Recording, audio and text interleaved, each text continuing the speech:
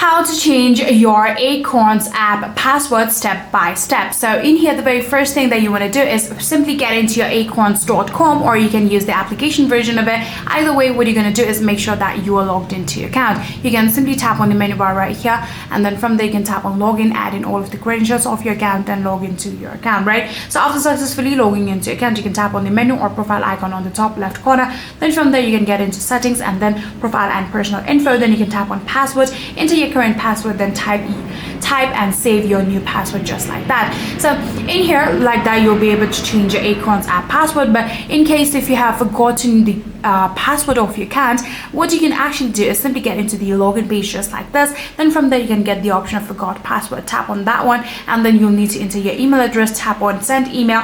You'll actually be able to get a email link on your you'll actually be able to get a link on your email inbox. Simply open that link and then follow all of the given on-screen prompt. When you do follow all of the given on-screen prompt, you will now successfully be able to reset or change your password like that too. So yeah, that's all you need to do.